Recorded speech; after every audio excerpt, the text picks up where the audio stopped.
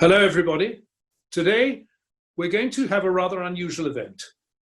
For some time now, I thought it might be fun to find some of the people who are really associated with the Hallé and ask them to come and talk to us about themselves, what they've been doing during lockdown, how they're looking forward to the future.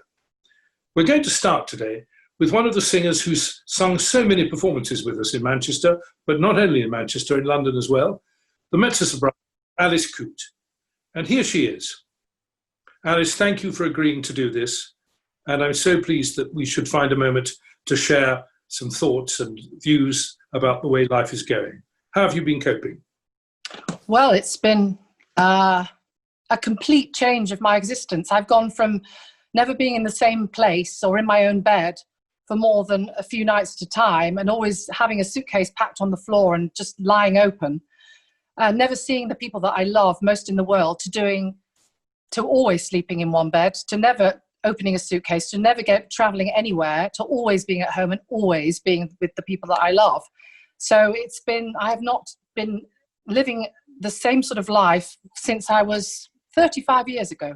It's been quite a big shock, but a nice one.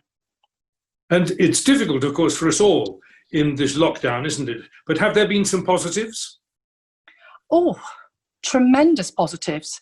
I was only waking up this morning thinking, gosh, I think I was kind of rushing around like a headless chicken, cramming all of this music and living and travel in my life, actually away a lot on my own. But I never really had silence. I never really had a feeling of, what do I want to do now? What do I want to listen to now? I didn't have that real hunger to hear a particular piece of music quite in the same way that I do now, or quite that space and that hunger to read a certain poem or to re-evaluate exactly why I started rushing around like a headless chicken in the first place. And that's that real passion for the text and the music that I had since I was 14. And it's feeling almost stronger than it ever was. Did something happen when you were 14? Was there an event that started you on the path? Well, for certain, being absolutely sure that I wanted to be a singer, it was a performance of the Song of the Earth, Das Lied von der Erde, at the BBC Proms, when I was in 1985 or 6, when I was about 17. And I looked down from the high point, a place where I've stood next to you on the podium in our performances at the Proms, and I never would have believed at that moment that I would perform at the Proms, let alone actually one day sing Das Lied von der Erde with you on that podium next to me. But I was looking up from the gods, because my father used to book these tickets in advance and always drove us down to the BBC Proms, down on Jesse Norman and Sir Simon Rattle and the City of Birmingham Symphony Orchestra.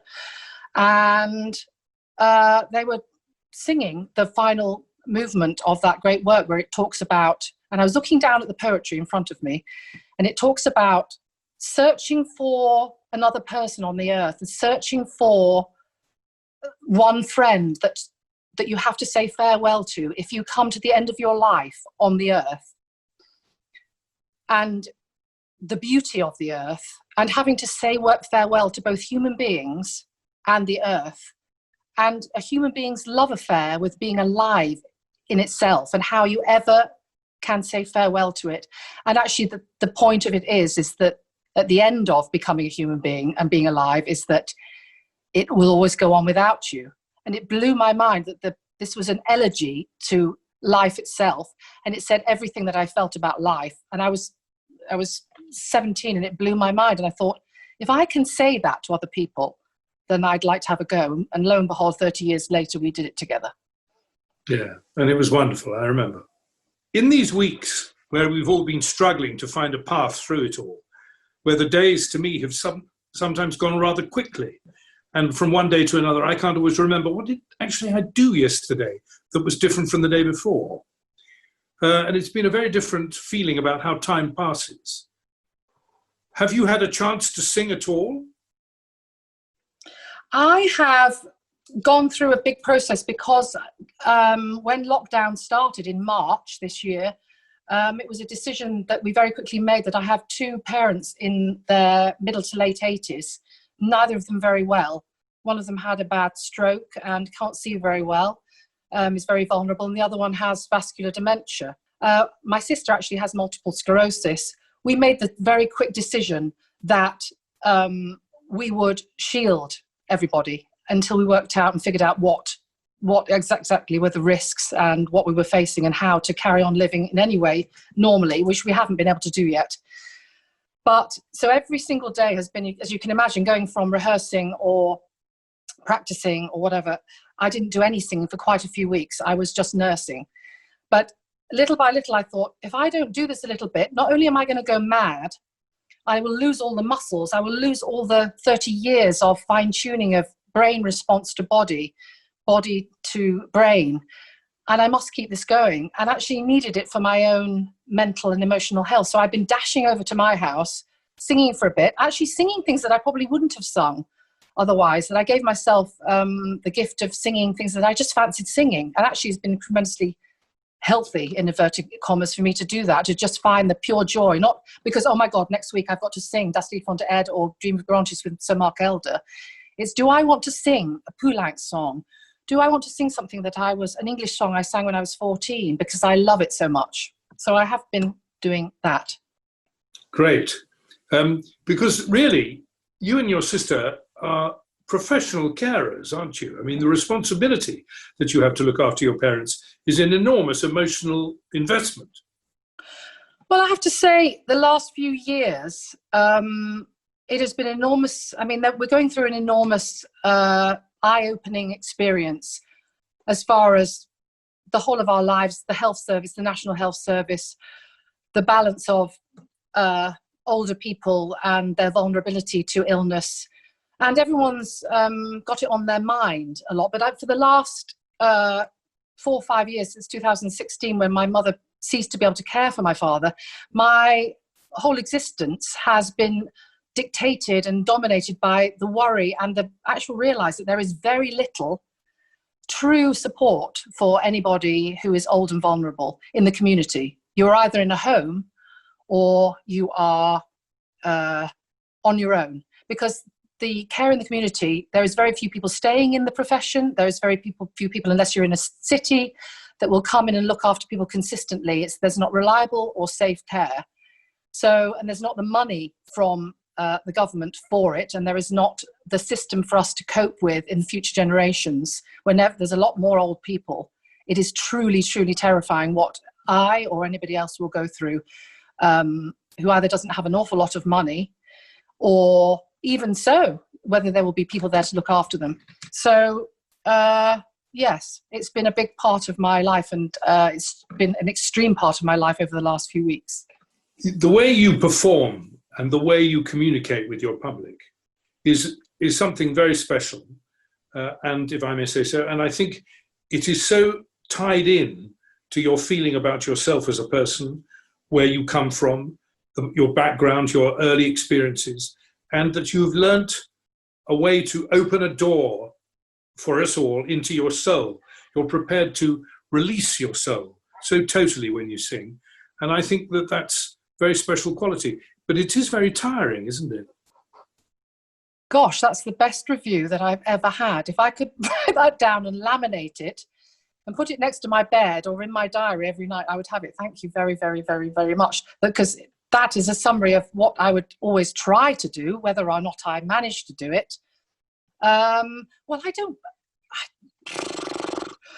don't know. I suppose it's probably just who I am as a person. But I also can't see the point in singing or talking to people, even as we are now, without really talking to somebody, without really giving them everything that I am. And I want them to do the same back to me. So when I look out on an audience and I see their faces, it's one of the best sights that I could ever have, is I see a group of people that want to be there. And I look at them and think, you've come here because you need this specific message from this piece of music, that this great work of art. And if I can possibly give it to you as truthfully as if I was standing talking to you in a room alone, then that's my job. Do you feel, because I feel definitely, that the health of us as human beings, globally and nationally, the UK itself, without the arts, without us being able to get in a room together as a society or as groups of people, what that will be like if it doesn't happen anymore. It feels very, in inverted commas again, unhealthy. I agree. The power of music, whatever sort of music it is a form of spiritual food to me. Mm. And that might be Glastonbury. It might be a jazz piano, a bass and drums in Ronnie Scott's, you know, a packed crowd. But the sense of shared experience, shared energy in the space is really, really important. And of course, that energy is there in a football match too. I mean, sometimes it gets violent, it gets heroic, it can be very thrilling. But it is the shared experience of being in the same space that counts for so much. I believe that it will come back. It's just a question of how long it takes. I've got no doubt that we will live through this. It may be that pandemics are going to be part of the life of the planet from now on, and we're going to have to cope with them as they come. The question immediately for us all as performers is, how do we help our audience, however keen they are, however devoted they are, to risking it, to come and share the performance live with us? Yes. And the way this is going to happen is going to be through socially distanced audiences, so that we won't have full houses to begin with. But if we can all manage it financially, and that's a big if, and members of the same household can be together physically, and then a gap before the next bubble, as it were. Yes. I think there will be a sense of development and a sense of communication that we so badly need. And who knows, as if things go well, and everybody has the confidence to let people be a bit closer on the stage, and we find a way to bring an orchestra, perhaps even in a chorus as well, to come into a better space. That won't happen immediately, of course it won't, nor should it. But I'm sure that it will eventually. And the audience by that time will be ready to risk it and come with us. We're planning concerts together for the future. I mean, I hope somebody's telling you what. But, I got some quite exciting dates in my diary. good. Even so things that we were planning to do, we're just moving a little bit further forward, I think, with you. Yeah, that's right. But what I feel is that we mustn't forget during this time, or at least those that can help us, must not forget the performers themselves. I feel that we mustn't try and rebuild this family and this culture that we've built over centuries that we're passing on. Because actually, just yesterday, I was talking to a singer online, trying to help her a little bit with some coaching, who had been in the Hallé youth choir when she was 12, and she stood behind us when we did Dream of Gerontius at the proms in the Hallé youth choir, and she's now trying to be a singer at the Royal College of Music, and she's marvellous, by the way, and she was singing some French song to me yesterday, and it was marvellous. And her mother is in the Hallé choir, and she's grown up with that music in her blood, and she's watched me from behind sweating and, you know, shaking, and she's now trying to do it herself. And I feel for young singers, young performers, young actors, young artists, that if she said to me yesterday that she was thinking, am I going to have to do something else? Am I going to be able to wait around long enough and survive long enough financially to be able to keep going with what is my vocation, or will I have to do another job? And I'm seriously considering it. Now, that's tragic. And also, I feel that the history of what we've built, and we're handing over like a baton all the time, not just through generations, but through experience, through oral experience, through visual memory, that there is a culture that keeps on rolling. It keeps on feeding all the time, and it keeps growing in humanity. Now, I think if we forget that and think that we can build that from the ground zero up again after 6 months break, and no support for the people doing it and for the collective consciousness, I think that's a mistake. But I think with the right amount of time and preparation, which I don't think will need to be so long, I think everybody is so committed to coming together and making the sounds together, and above all, listening to each other and making music together. That's one of the great definitions of making music, isn't it? Through listening comes the greatest magic. And I think that will be so powerful when we do it. I can imagine that it's going to be very emotional.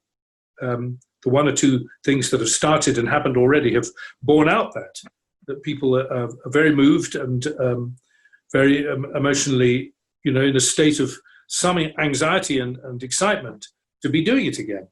And I'm sure that we will be able to put that over to a public.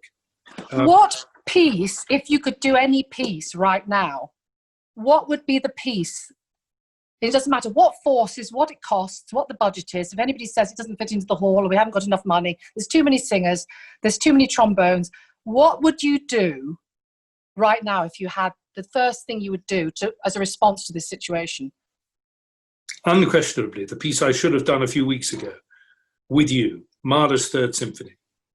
Yes. I think it would be fantastic for everybody in the space, if it were the Bridgewater Hall, if it could be, to experience coming together again with that amazingly beautiful symphony that has such an incredible shape from the beginning to the end, that is so in touch with nature and his love, Mahler's love of nature, and finishes with such an incredible slow movement to the praise of love. And I think that the emotional impact of that symphony, with you in the middle just to steer us through the Zarathustra, I think it would be the best possible way to baptize the future. That makes me want that to happen very, very soon. We've put it in the diary for, 15, 16 months' time, and hope by then that everything will be secure enough. And it still will be a great celebration when we do it. Yeah. But I think very big scale demands on us all mean that they have to wait for it. But when it comes, it'll be terrific because the orchestra adore it. We've done it a couple of times, 2 times together already. They know what it is and they live the music so beautifully. Makes me want to ask you, when you are steering a performance like that, how much, when you prepare a work or if you prepare to guide people through a work, is it dictated by visceral feelings about the work, about intellectual research about the work, to make you think we're getting this right or we're getting this wrong? And then in the performance, how much you let go, or whether you feel it's your job to be the adult in the room and guide us through. The part of conducting that is so unfathomable is how you communicate with the people who are actually making the sounds without dogmatically imposing yourself, how you suggest and cajole and draw it out of people by your energy or by your lack of energy. A lack of energy could be saying, over to you, you don't need me now, you can do all this. And that might be just for one phrase or one bar. Question of how you sit on the horse. Where is your weight distributed? Are your knees close into the horse or are they relaxed? Are you letting the horse canter and you go up in the saddle? The parallel is quite powerful. And of course, the exploration of the work starts so many, many months, indeed years, before the rehearsal process starts. So that whatever you have divined that you want to express through the music is in your body, in your soul. And you have to trust that it will come out. You have to trust that in the atmosphere of the rehearsals, it will be released and everybody will sense the way it must be. But the orchestra has to feel that they're being allowed to play, that they're not being constrained to play in a way that is not natural for them. So you may phrase it and shape it, particularly for what you want, but they have to own that. They have to accept that and go with it. So the balance of trust and sharing is enormous. And of course, I don't know how my orchestra feels because I never get a chance to ask them, but I know what I hear. I know what comes back to me in the performances, and I hear it building up in the rehearsals. And we've been together now for such a long time, 20 years, that the experience of us working towards a performance together is way beyond the routine. You know, like, oh, what's on the program today? We've got to do a concert the day after tomorrow. Let's get on with it. And one of the things I've been doing in these weeks and months is thinking about music that we've never done, that I've never studied. I mean, apparently between Mahler's Sixth Symphony and his Eighth Symphony, both of which I love and I've done, there's another symphony. Do you ever feel, I'm interviewing you now, I've decided, do you ever feel like you've got it right? And if so, why and how? And do you feel it's like, I've got it right? Or do you feel it's just happened, I've guided it through to it becoming something that feels more right? And does that happen often? When it happens, it's immensely fulfilling. And it has happened, and it does happen quite often. It can't happen all the time because it's subject to so many other things. I mean, which hall one plays in, for instance, and the difficulties and demands of a particular hall. How well we as a partnership know a particular piece of music. And that can change week by week. Whether or not I'm really in sympathy with it, whether or not I've understood it enough, and I'm really getting to the core of it, or am I just still finding my way? And there's no way you can speed all that up. And it's one of the reasons why having your own orchestra and working with them regularly, and over the years, going back to pieces you did 10 years, 15 years ago, and recharging them, thinking about them afresh, remembering that there are many people in 15 years who won't have played this piece at all, who are new to the orchestra, and they need to be brought into the repertoire. All that is very healthy. And I never have any sense of boredom. Oh no, not the New World Symphony. Mind you, one of the best performances we ever gave at the New World Symphony, as the orchestra will be very quick to tell you, was one we did not rehearse at all. A conductor, great friend of mine, was booked in 2 cities in the British Isles the same day. And I agreed to take over the concert in Manchester so that he could go to the other city. And it was great because they'd performed 2 or 3 times that week. This was the last concert. And I thought the New World Symphony, to do it without having rehearsed it, will be wonderful. They know it very well. And if they don't, they're going to concentrate. So that's an exception there. But, you know, when we take a piece of music and rehearse it and perform it, hopefully more than once, sometimes we can do 4 or 5 performances in a week or 2 and then put it away. But when you come back to it, there's a sense of shared experience. And this is the same with any relationship, any friendship, whether it's a young one or an old one. If you have shared experience, it feeds on your ability to talk about your relationship. The business of working with an orchestra and trying to inspire them and energize them to go further than we've ever done before is a very humane, enriching principle in theory. And that gets back right to what we were talking about, passing on the baton. We must get back to making music, responding to people as quickly as we can. We mustn't delay. We must keep doing it somehow. Absolutely. And I know the government are going to help the arts very, very soon. And it may be by the time this talk is finished and online, they would have said something. I feel it's imminent.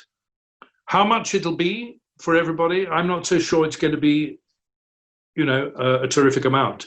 But it must be enough to safeguard us all and to make sure that the outstanding artistic enterprises in this country are allowed to survive. And I can't imagine that it's going to be without some casualties because the challenge is so enormous. But we need some financial underpinning to get us through these hurdles now, immediately, to get us started, to get the venues confident commercially enough that they will open and we can consider how to exist within them.